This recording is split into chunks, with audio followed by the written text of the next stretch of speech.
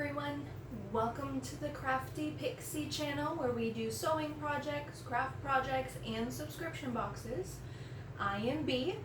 Thank you so much for stopping by, whether you are new or old to this channel. It is great to have you. Don't forget to hit that subscribe button and the notification bell so you know when I upload every Wednesday at 9:15 a.m. Leave a comment in the comment section down below, especially if you are a new subscriber. I would love to hear from you. And give the video a thumbs up.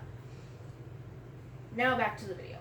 Okay, so in today's video, as you can see by the photo, I was inspired by one of my dogs. She is a larger dog and definitely needed a new bed. She's getting a little bit older, so jumping up and down from the couch or jumping up and down from the bed is getting a bit rough on her. She's fallen a few times, so I don't want anything bad to happen to her. We have tile floors, so I want to keep her as safe as possible. So I decided to make her a dog bed. It's not too difficult. Now the sizes that I'm going to give you are for her. Like, I literally measured a little bit bigger than her as she was laying down so I can get all of her onto a dog bed. You can make this completely customizable for whatever size dog or cat that you have. It goes together pretty quickly, pretty easily. The most time-consuming part was stuffing it, but other than that, it wasn't too bad at all. It's definitely beginner-friendly. Definitely something that you're going to enjoy doing. It makes them very, very happy. So, without any further ado, let's get to materials and get started. Alright, for this project, you're just going to need a few items. This dog bed is going to finish approximately 42 inches long by 25 inches wide. So the measurements I'm giving you are for that size. So what you're going to need is you're going to need duck canvas, cotton, like quilt cotton, flannel, anything like that, anything that your puppy's going to be comfortable with. I've seen some that are made out of old bed sheets or out of comforters, anything like that. Just bear in mind with what you're sewing. So for the centerpiece, it's going to be 30.5 inches long by 13.5 inches high when it's all cut out. So this would be the centerpiece, okay? And then for the side panels on the side of it, you're going to need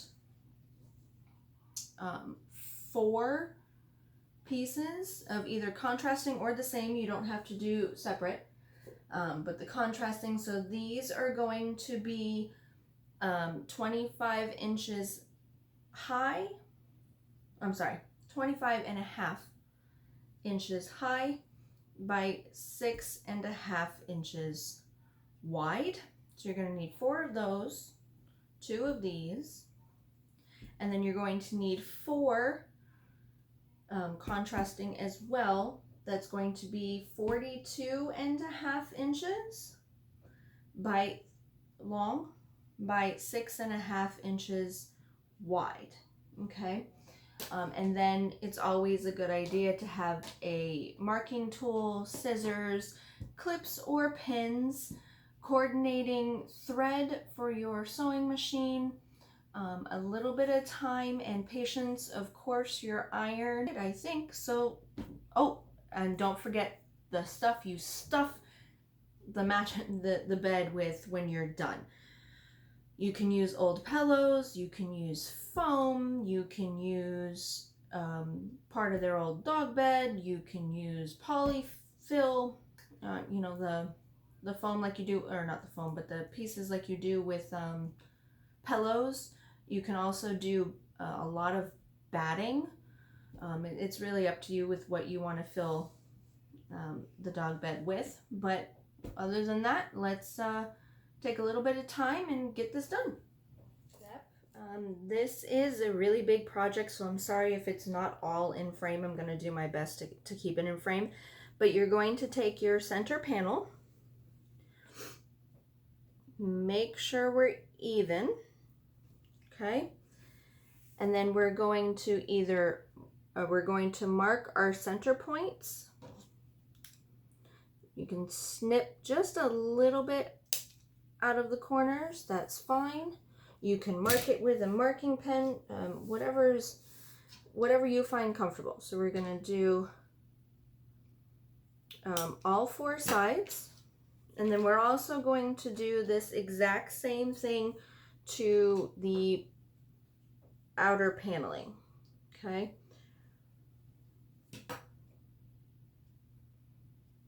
Make sure we're even. And we're gonna clip. It's gonna make everything line up a whole lot better, so it's gonna come out. It's gonna save you a lot of hassle in the end. Okay, so that is done. Got our little notches there, or if you want to mark it with a marking tool, you can. And then you're gonna do the exact same thing to all of your panels. I have already done one side of this, so I don't need to do any more. Okay, but we're going to mark on these panels. You're just going to mark the center. You don't have to mark the center of the edges.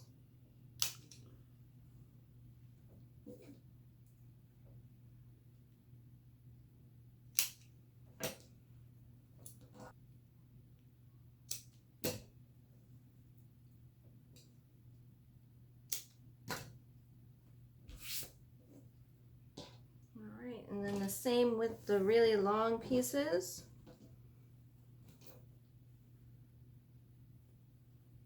And remember, when you are, you know, drawing this all out, measure twice, cut once. You know how I am. I can't make a straight line even with a ruler. I think I'm getting a little bit better at it. All right, and the same thing right here.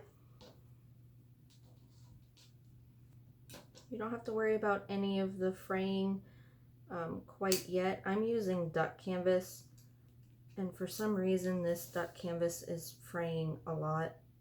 I don't know if it's the kind, like the manufacturer or what, but all right, so that is done. Okay, so next we're going to take a bunch of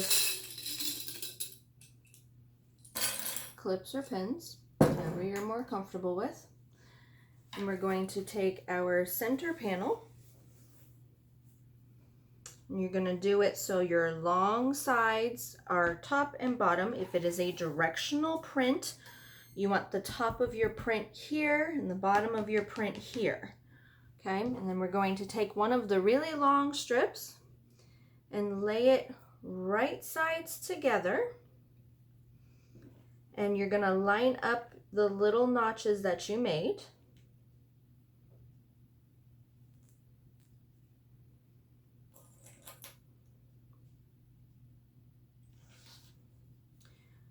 Okay, line up the little notches, and then you're going to line up the edge of your fabric. Make sure the raw edges are aligned.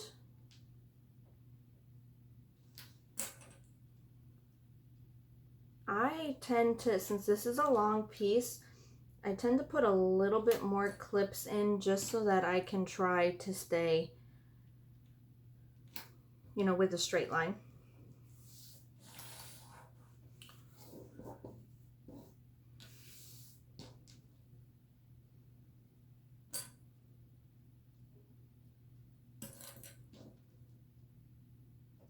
All right, and then you're going to do the exact same thing to your bottom panel.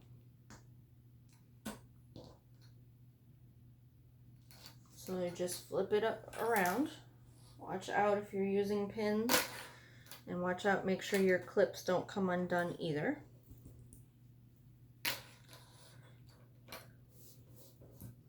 And then you're just going to line, oop, my other long piece, there it is.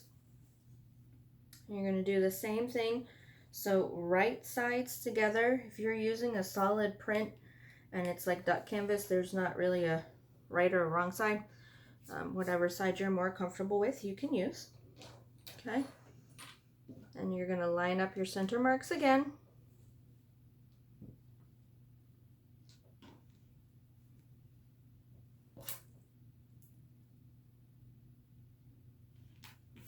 Okay. And you're going to take this over to the sewing machine. And what I like to do, or what I found easiest to do, is to flip this upside down, like so. Okay. And you're going to start at one end of your center fabric, backstitch really well at the beginning and the end, and you're going to go all the way across to the other end where it ends. I am going to use a 1/4 inch seam allowance on this, and I'm going to backstitch really well at the beginning and the end, and I'm going to do it to both sides. Okay, so I'm going to take this over to the sewing machine. I'm going to do that, and I will be right back. Okay, now what we're going to do after you have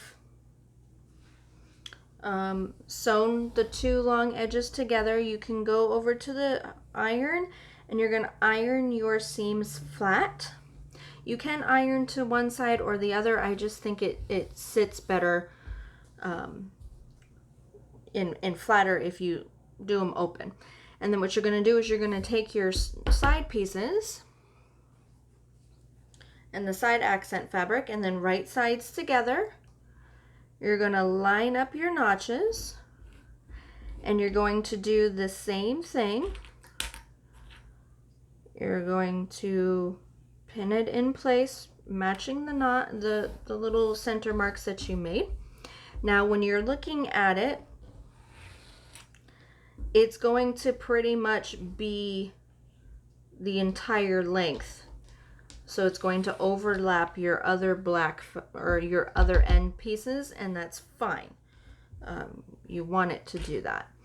So then you're going to take this back over to the sewing machine, do the exact same thing that we just did.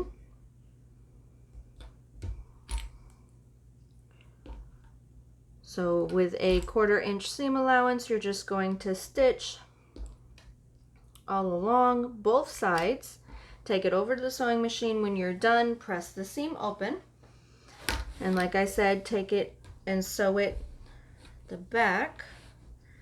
And you're going to start here, backstitch really well at the beginning and at the end, and you're just going to sew all the way across. You're only attaching your accent fabric to your center fabric. Okay, so I'm going to go do that, and I will be right back. All right, once that's done and you've pressed your seam, you're going to keep this at the iron, and you're going to take it and put it right side up, and then you're going to have your shorter panel here overlapping your longer panel. So what you want to do is you want to just fold in from here to the end of the fabric 1/4 inch. It'll naturally want to fold because you've already stitched here, and you're going to do that on all 4 sides. Okay, and you're going to take this over to the sewing machine, and you're going to top stitch all along both long seams. Okay, if you want, you can top stitch down your longer seam too, but you don't have to. This is just to keep the 4 pieces in place. If you want, you can clip, I'm actually going to, you can clip your corners so that the 2 outer panels stay even, or as even as possible. There's going to be a little bit of variation. It's okay. So I'm going to go to the sewing machine, do that, and then press the top stitch seam, and I'll be right back. All right, now that that is done, I went ahead and pressed it. You can't really see it because I used black thread with the black fabric, but you got a nice little top stitch here. Now we are connecting the two pieces together, so the front and back. We're going to connect them together, take it back over to the sewing machine, do all that fun stuff. So with right sides together, you're going to take your notches and you're going, this is such a big project, sorry. I'm trying to make it as visible as possible. You're going to take your notches, you're going to clip it. Lots of clips or pins is really good here because it's going to help you not move around too much when you're at the sewing machine running this through, because it is a big piece of fabric.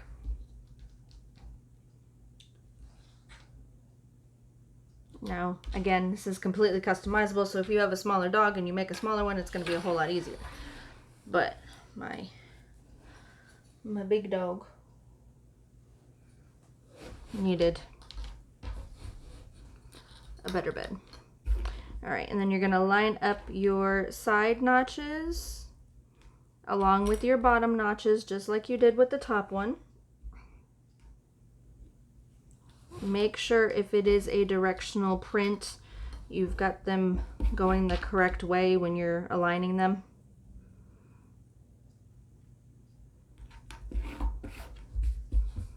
Okay. All right, you get the idea of, you know, pinning together. Now we're going to take this over to the sewing machine, and with a 3/8 of an inch seam allowance, you're going to stitch around the entire perimeter of the project. You are going to want to leave a space so that you can turn everything right side out. I suggest doing it on the longer side, and I would suggest at least a 4 to 6 inch opening so that you have enough room to turn everything right side out and stuff it. All right, so I'm gonna finish pinning everything, take this over to the sewing machine, do that. Once you turn everything right side out, go ahead and give it a final press, because once you stuff it, you're not gonna really be able to press it that well. So I'm gonna go do that and I will be right back. All right, now that you have sewn everything together and then pressed it, now comes the fun part. You're gonna take it with your opening that you made and you're gonna stuff it. And you're gonna stuff it as full as you want to make it as comfortable as possible for your four-legged friend. All right, so I'm going to stuff this and we'll be right back after I have fully stuffed this. I am going to take the opening, and you can either fold it in and pull it out so it's nice and even, and you can top stitch it with the sewing machine, or you can seam stitch it or blind stitch it, just something to have it sealed. Okay, so I'm gonna go do all of that and I will be back. All right, now that that is stuffed and sealed, we're done. Voila! Another thing that you can do, which is what I did when I was stuffing it, is you can actually stuff the center and then sew, or I should say sew along the edges, leave an opening, and then stuff the center, seal it, and then stuff the outside. Makes it look a little bit more high-end for you. Alright, well, until next time, don't forget to hit that subscribe button and the notification bell. Leave a comment in the comment section down below and give the video a thumbs up. But until next time, see ya!